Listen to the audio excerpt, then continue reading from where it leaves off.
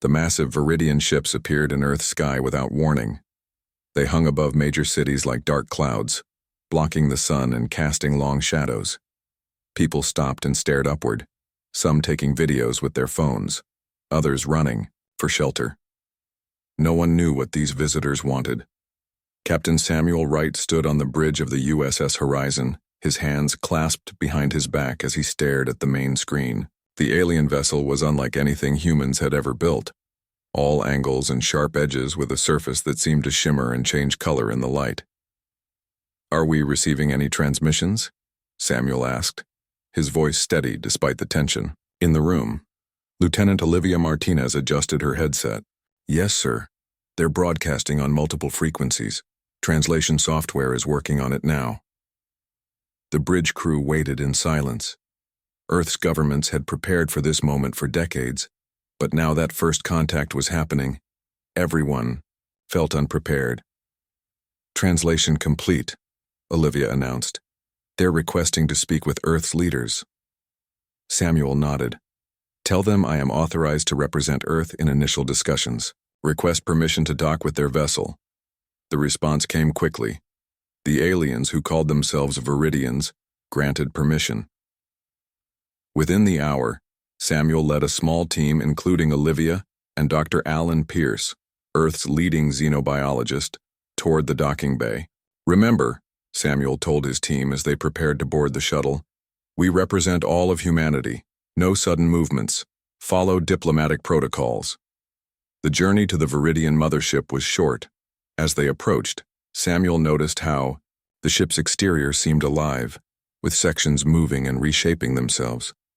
The docking bay opened like a giant mouth, swallowing their shuttle whole. When they stepped out, they got their first look at the Viridians. The aliens stood nearly 7 feet tall with slim bodies covered in an exoskeleton that resembled polished metal. Their heads featured multiple eyes arranged in a circle, and instead of mouths, they had vibrating membranes that produced sound. The lead Viridian stepped forward. "I am Commander Zekthar of the Viridian Fleet. We have come to assess your species." Samuel bowed slightly. "Captain Samuel Wright of the United Earth Defense Force, we welcome you to our solar system and hope for peaceful relations." The meeting moved to a large chamber where the humans sat across from the Viridians at a long table. The aliens moved with perfect precision, each gesture seemingly calculated. They showed no expression that humans could recognize. "Your planet has resources we require," Zekthar stated bluntly. "We will take what we need and leave. Resistance is not advised." Samuel kept his face neutral, though his heart raced. "Perhaps we can discuss a trade agreement that benefits both our species." The Viridian commander's head tilted at an odd angle. "Trade? We do not trade. We take what is necessary for Viridian survival." The tension in the room grew thick. Dr. Pierce whispered something to Olivia, who suddenly let out a short, nervous laugh. Every Viridian in the room froze. Their exoskeletons changed color, shifting from metallic silver to a deep red. Zekthar's membrane vibrated rapidly. "What was that sound?" he demanded. Samuel looked confused. Lieutenant Martinez laughed. "It's a human response to stress or humor." "Explain humor," Zekthar ordered. Before Samuel could answer, alarms began, blaring throughout the Viridian ship. The aliens moved with lightning speed, surrounding the human delegation with weapons drawn. "Your unpredictable behaviors indicate danger," Zekthar declared. "You will be contained until we complete our resource extraction." Samuel stood his ground. "We came in peace, but we will defend our planet if necessary." The humans were escorted back to their shuttle at gunpoint. As they departed, they saw dozens of smaller Viridian ships deploying toward Earth. Back on the USS Horizon, Samuel immediately ordered all Earth Defense Forces to high alert. The diplomatic approach failed, he told Admiral Frank Simmons via secure channel. They plan to strip mine Earth without negotiation.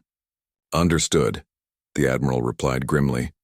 "All defense platforms are activating now. What can you tell me about their weaknesses?" Samuel thought for a moment. They seemed disturbed by laughter. When Olivia laughed, They reacted like they'd been threatened. The first attacks came at the Mars colony. Viridian ships descended without warning, using energy beams to cut into the planet's surface. The small Earth Defense Force stationed there fought back bravely, but was quickly overwhelmed. The USS Horizon raced to help, engaging 3 Viridian vessels in orbit around Mars. The battle was fierce, with energy weapons lighting up the blackness of space.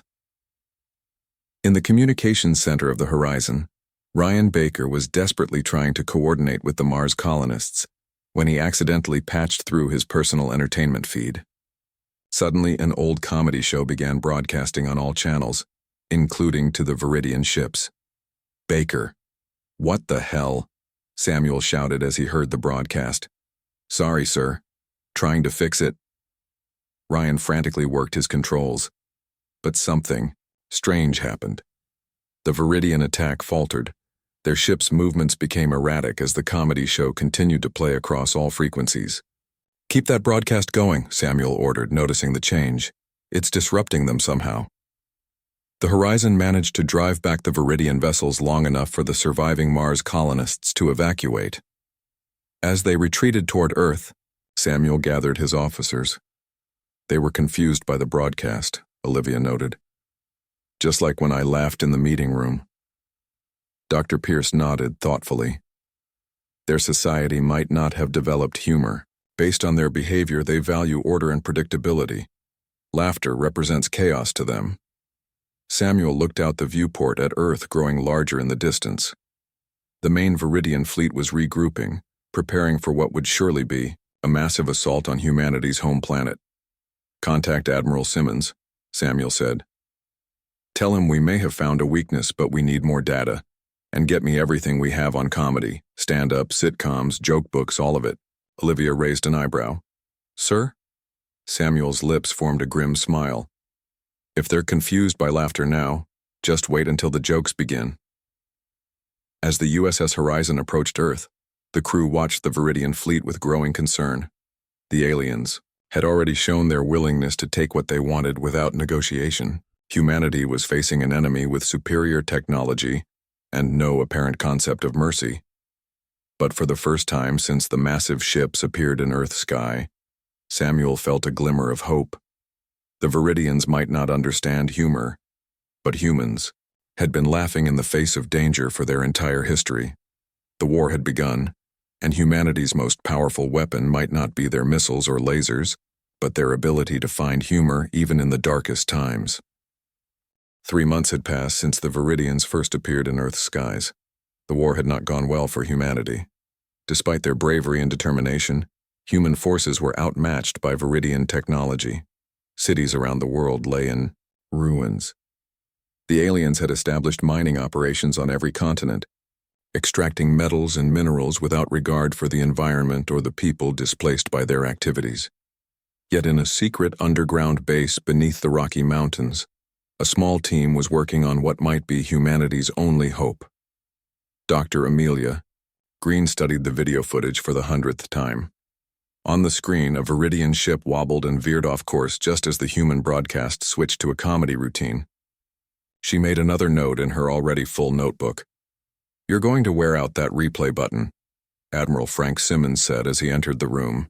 His uniform was wrinkled, and dark circles under his eyes showed he hadn't slept much.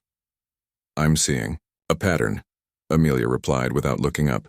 "Every time we broadcast humor near their ships, they lose focus. The effect is strongest with slapstick comedy and simple jokes." The Admiral leaned against her desk. "So what you're saying is we can fight off an advanced alien invasion with knock-knock jokes?" Amelia finally looked up. "I know it sounds ridiculous, but yes, their brains seem unable to process humor. It's like trying to divide by zero for a computer." Admiral Simmons rubbed his chin. "Ridiculous or not, it's the only advantage we've found. I'm calling it Operation Punchline." Within days, a special task force was assembled. Besides Dr. Green, it included Paul Harris, a comedian who had joined the military after his hometown was destroyed, and Sofia Rodriguez, an expert in cultural analysis who had been studying Viridian communication patterns. "Their entire society is built on seriousness," Sofia explained during the first team meeting. She pointed to images of Viridian ships and structures. Notice how everything they build is symmetrical and precise. There's no room for randomness or surprise, the building blocks of humor. Paul nodded. No wonder they hate knock-knock jokes. The whole point is the unexpected punchline. Exactly, Amelia agreed. Humans use humor as a coping mechanism, especially during stress. Viridians have no equivalent. When they hear laughter or jokes, it creates cognitive disruption. Admiral Simmons paced the room. So how do we turn this into a weapon? We can't just tell jokes over the radio and hope they go away. Paul raised his hand. Actually, sir, we kind of can. Let me test something in real combat conditions. 1 squad, 1 battle. The Admiral considered this. Fine. You've got 1 chance to prove. This works. 2 days later, Paul found himself aboard a small fighter ship headed toward Luna Base. The moon had been the site of fierce fighting as humans tried to protect the research facilities there. Remember, Captain Samuel Wright's voice came through the radio. This is just a test run. If things go bad, we pull out immediately. Paul adjusted his headset. Don't worry, Captain. If this works, the Viridians are in for a real punchline. As they approached the moon, 5 Viridian ships moved to intercept them. The sleek, angular vessels were faster and more heavily armed than the human fighters. All ships, engage defensive. Pattern, Samuel ordered. And Harris, you're up. Paul took a deep breath and pressed the broadcast button. Hey there, space bugs. Why don't aliens eat clowns? Because they taste funny. He followed this with an exaggerated laugh track. The human pilots groaned at the terrible joke, but the effect on the Viridians was immediate. Their precise formation faltered. Keep going, Samuel urged. Paul continued, unleashing a stream of increasingly silly jokes. What's an alien's favorite place on a computer? The spacebar. Why did the alien cross the galaxy? To get to the other tide. With each joke, the Viridian ship's movements became more erratic. One nearly collided with another as Paul delivered his punchlines. They're breaking formation, Olivia Martinez reported from her position in the command ship. Their communications are filled with confusion. Samuel seized the opportunity. All fighters target their lead ship, concentrate fire. The human squadron fired together, their lasers cutting through the suddenly vulnerable Viridian vessel. It exploded in a flash of light, sending debris spinning across the lunar surface. The remaining Viridian ships retreated, their movement still unsteady, as Paul continued his comedy routine. I can't believe that worked, Samuel said as they returned to Earth. 4 Viridian ships ran from us because of bad jokes. Back at headquarters, Admiral Simmons listened to the mission report with growing excitement. We need to scale this up. Get me every comedian, comedy writer, and class clown you can find. It's time to build our secret weapon. Over the next few weeks, the operation expanded rapidly. Engineers developed special comedy pods, small devices that could be attached to Viridian ships to broadcast jokes directly into their vessels. Soldiers were trained to incorporate humor into their battle communications. Even civilians were enlisted to create new jokes and comedy routines tailored to disrupt Viridian thought patterns. Sophia made another breakthrough while studying captured Viridian technology. Their communication systems are highly efficient because they never developed small talk or jokes, she explained to the team. If we flood their channels with wordplay and puns, it's like pouring sand into a finely tuned machine. The first major test of Operation Punchline came when the Viridians launched an assault on the Atlantic Defense Shield, humanity's largest remaining military installation. Captain Wright led a small fleet of fighters, each equipped with the new comedy pods. As the Viridian ships approached in their perfect formation, Samuel gave the order. Deploy comedy pods. All channels, all frequencies. Dozens of small devices attached themselves to the hulls of Viridian ships. Immediately, the aliens were bombarded with jokes, comedy routines, and humorous music from Earth's long history of comedy. On the command ship's screen, Samuel watched in amazement as the once fearsome Viridian fleet fell into chaos. Ships veered wildly, some crashing into each other as their pilots struggled to maintain control while their communication systems overloaded with concepts they couldn't process. It's working better than we expected, Amelia said, watching the data feeds. Their ship systems are trying to translate and understand the humor. causing cascading failures throughout their fleet. For the first time in months, humanity won a decisive victory. The Viridian attack force retreated in disarray, leaving behind several damaged ships that human forces quickly captured for study. As Samuel stood in the command center looking at the battle reports, Admiral Simmons approached him with a rare smile. "Captain, it looks like the joke's on them," the Admiral said. Samuel nodded. "But this is just the beginning. The Viridians won't fall for the same tricks twice. They'll adapt." "Then we'll just have to get funnier," the Admiral replied. "Because right now, humor is the best weapon we've got." The Viridians did not take their defeat well. 1 month after the battle at the Atlantic Defense Shield, they sent their most elite warriors to Earth. The Mind Shield troops were different from regular Viridian soldiers. They wore special helmets designed to block out human humor and had been trained to ignore any strange sounds or behaviors from humans. In the war room of the underground base, Admiral Simmons studied the reports with a grim face.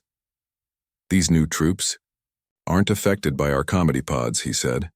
"They've adapted faster than we expected." Captain Samuel Wright nodded. "We need something new. The same jokes won't work twice." Lieutenant Olivia Martinez had been quiet during the meeting, but now she spoke up. "Sir, what if we don't just broadcast jokes? What if we actually perform them?" Admiral Simmons looked confused. "Perform? In the middle of a battle?" "Yes, sir," Olivia continued. "The Viridians are logical beings. They've found ways to block recorded jokes by filtering their communications, but they can't filter what they see with their own eyes." Paul Harris snapped his fingers. "She's right. It's like the difference between watching a comedy special and being at a live show. The energy is completely different." Dr. Amelia Green nodded slowly. "The Viridians might be able to block audio signals, but they can't block visual humor or unexpected behaviors that don't fit their understanding of warfare." "Operation Stand Up," Olivia said with a smile. "We train soldiers to incorporate comedy into actual combat." Admiral Simmons looked skeptical but nodded. "We're running out of options. Make it happen." Over the next 2 weeks, human forces trained in ways that no military had ever trained before. Soldiers learned to make jokes while firing weapons. Pilots practiced flying patterns that looked random, but were actually carefully planned to confuse Viridian targeting systems. Even the most serious commanders were taught the basics of physical comedy. The new tactics were put to the test when Viridian Mind Shield troops attacked Pacific Ridge, one of the last major human cities still standing. Sergeant Kyle Morris led his squad into battle with unusual orders. "Win the fight, but make it funny." Kyle's squad took positions around the city center as Viridian dropships landed. The alien troops marched out in perfect formation, their movements synchronized and emotionless. They carried advanced energy weapons and moved with cold precision. "Remember the plan," Kyle whispered to his soldiers. "Wait for my signal." The Viridians advanced methodically, scanning buildings and alleyways for human defenders. When they reached the center of the main square, Kyle gave the signal. Instead of opening fire immediately, Kyle's squad began their carefully rehearsed routine. 2 soldiers ran out from behind cover, pretending to argue loudly about which direction to go. They bumped into each other, fell down, and then quickly rolled away just as Viridian troops fired at them. The aliens hesitated, confused by the unusual tactics. In that moment of hesitation, 3 more human soldiers appeared, wearing oversized hats and walking with exaggerated movements. They appeared to be lost, consulting comically large maps and pointing in different directions. The Viridian commander signaled his troops to capture these strange humans, but as they approached, the soldiers suddenly pulled out water guns and sprayed colored liquid at the Viridians' helmets, temporarily blinding their visual sensors. "Now!" Kyle shouted. His remaining squad members opened fire from hidden positions, targeting the specific weak points in Viridian armor that intelligence had identified. Several Mind Shield troops fell before they could react. The others tried to regroup, but their formation was disrupted by more unexpected human behaviors. One soldier rolled a barrel down the street, forcing the aliens to scatter. Another threw a pie, filled with a special adhesive, that stuck to a Viridian's helmet blocking their vision completely. Throughout the battle, humans laughed and joked with each other, creating an atmosphere that the Viridians found deeply disturbing despite their training. The aliens' movements became less coordinated as the chaos increased. What should have been a quick victory for the superior Viridian forces turned into a confused retreat. The few Mindshield troops captured alive were studied closely by Dr. Green and her team. Their brain activity is fascinating, she told Admiral Simmons afterwards. When exposed to humor, especially unexpected physical comedy, entire sections of their brains show signs of stress. It's like they're trying to process something that doesn't fit into any category they understand. News of the victory at Pacific Ridge spread quickly among human forces. More importantly, reports from the front lines showed something unexpected. Viridian casualties were lower than in previous battles. They're retreating sooner, Samuel explained during the next strategy meeting. Instead of fighting to the death, they're pulling back when confronted with humor they can't process. Sofia Rodriguez had been analyzing captured Viridian communications. Their language doesn't even have words for funny or joke. They're trying to create new terms to describe what humans are doing. They call laughter a mind weapon. Lieutenant Martinez smiled. We could end this war with fewer deaths on both sides if we focus on confusion rather than destruction. Admiral Simmons nodded thoughtfully. A weapon that doesn't kill is still a weapon if it wins the war. Over the next month, human forces refined their approach. Operation Stand-Up evolved into a sophisticated battle strategy combining actual humor with carefully planned military tactics. Each unit developed its own comedy style, making it harder for Viridians to predict what humans would do next. The most surprising development came after a battle near what was once Seattle. A captured Viridian commander was being interrogated when something extraordinary happened. Paul Harris tripped and fell while bringing water to the prisoner. The Viridian made a strange sound, something between a cough and a chirp. "Play that recording again," Dr. Green said when she heard the report. After listening carefully, her eyes widened. "That's a laugh, or at least, the beginning of one." Samuel looked shocked. "They can laugh? I thought they had no concept of humor." "They didn't," Amelia replied. "But it seems they're learning." The discovery changed everything. If Viridians could learn to understand humor, even at a basic level, there might be hope for actual communication, rather than just using comedy as a weapon. That evening, Samuel stood at the window of the command center looking at the stars. Somewhere up there, the main Viridian fleet was regrouping, planning their next move. The war was far from over, but for the first time, he wondered if there might be a path to peace that neither humans nor Viridians had considered before. Maybe, the best joke of all, he said quietly to himself, would be if humor ended up bringing our species together instead of just helping us fight. 6 months into the war, strange reports began coming in from the few human spies who had managed to infiltrate Viridian ships. Young Viridian soldiers were behaving oddly. They gathered in small groups during rest periods and attempted to mimic human laughter. Some were even trying to tell simple jokes to each other.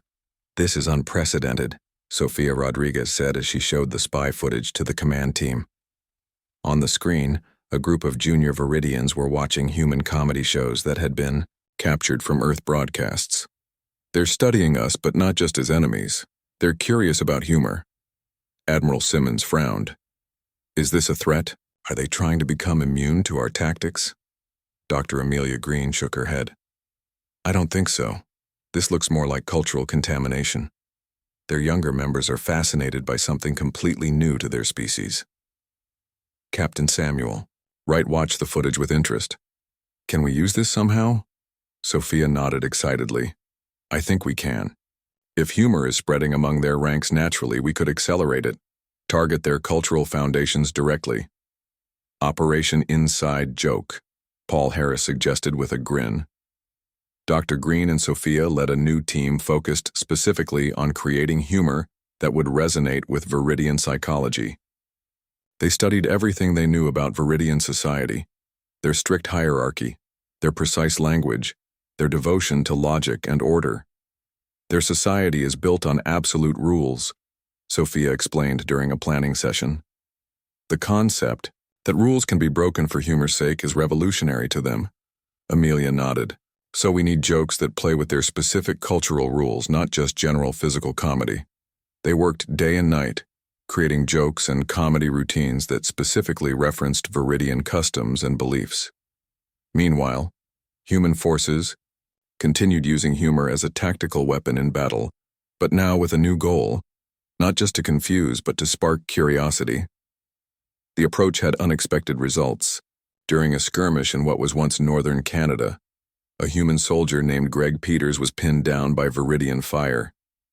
Instead of shooting back, he stood up and performed an elaborate pratfall, pretending to slip on ice and tumbling down a small hill. To his shock, the Viridian soldier watching him made that strange chirping sound that humans now recognized as an alien attempt at laughter. Then instead of shooting, the Viridian retreated. Similar reports came in from other battlefields. Some Viridians were beginning to respond to humor not with confusion, but with recognition.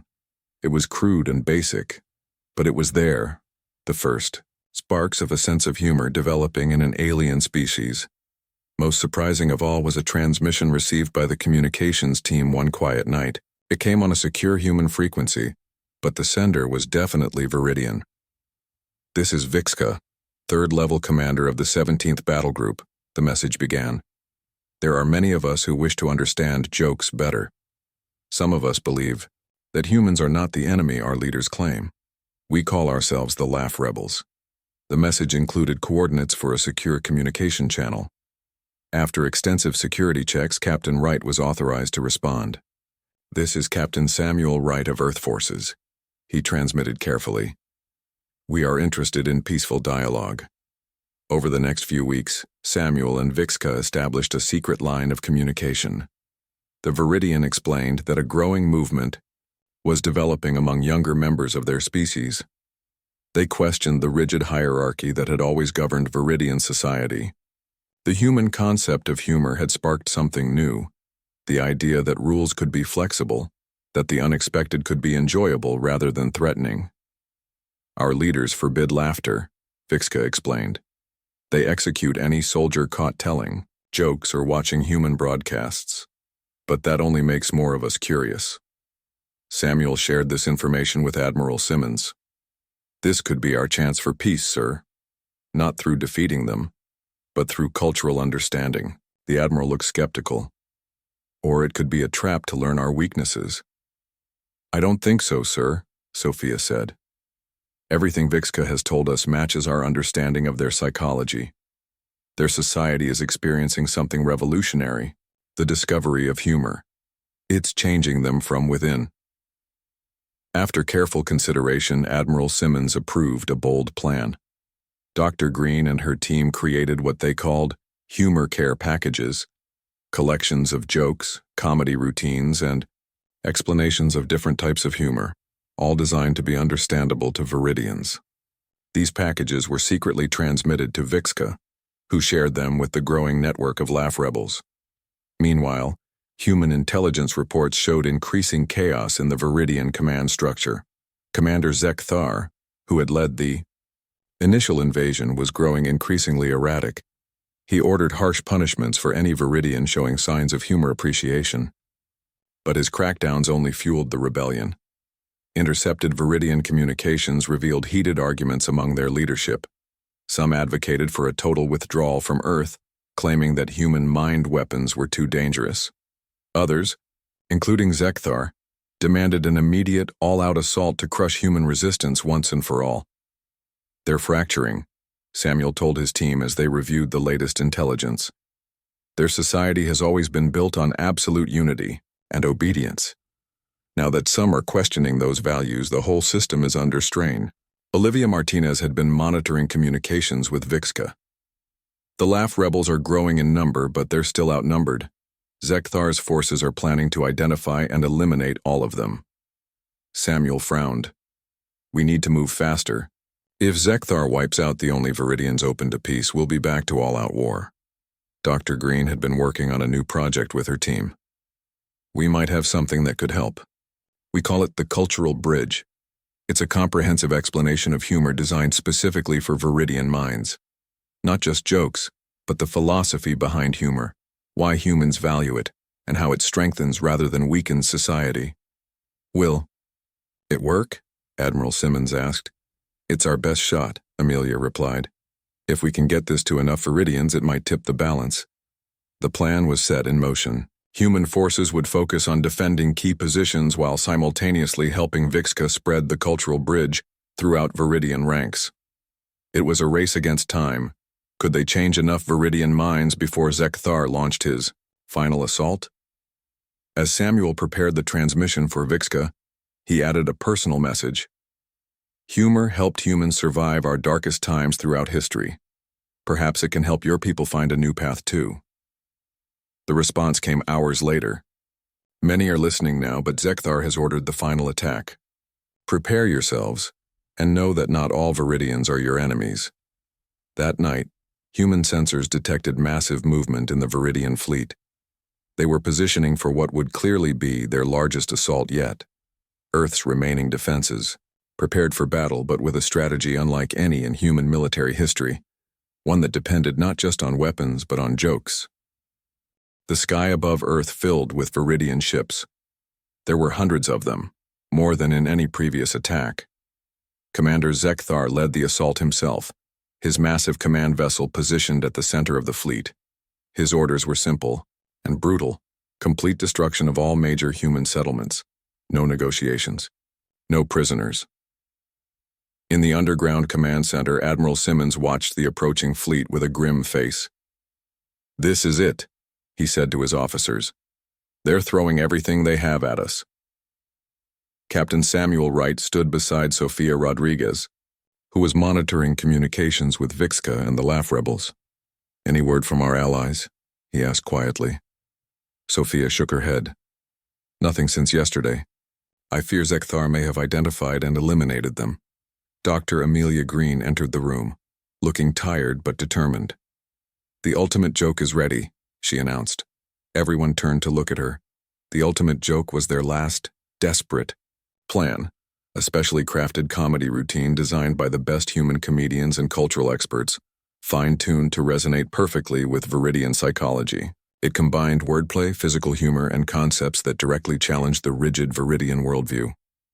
Will it work? Admiral Simmons asked. In theory, yes, Amelia replied. But we need to broadcast it directly to their command ship. Their regular troops might be affected, but to really make a difference, we need Zekthar himself to hear it. Samuel nodded. I'll take a small team. We can get close enough to broadcast directly to his ship's communication systems. That's a suicide mission, Olivia Martinez protested. Maybe, Samuel admitted, but it's our best chance. Within the hour, Samuel led 3 small, fast ships toward the Viridian fleet. Each carried a comedian soldier who had trained specifically for this mission, along with a powerful transmitter loaded with the ultimate joke. Remember, Samuel told his team as they approached, we just need to get close enough to Zekthar's command ship to establish a direct connection, then broadcast the ultimate joke on all frequencies. As they neared the massive alien fleet, the human ships activated their stealth systems, technology reverse-engineered from captured Viridian vessels. They slipped between the larger ships, dodging detection as they made their way toward the center. Zekthar's command ship was enormous, easily 10 times the size of their small vessels. Samuel's pilot, Greg Peters, guided them carefully along the hull, searching for a communication node they could connect to. There, Samuel pointed. That's an external communication array. Get us alongside it.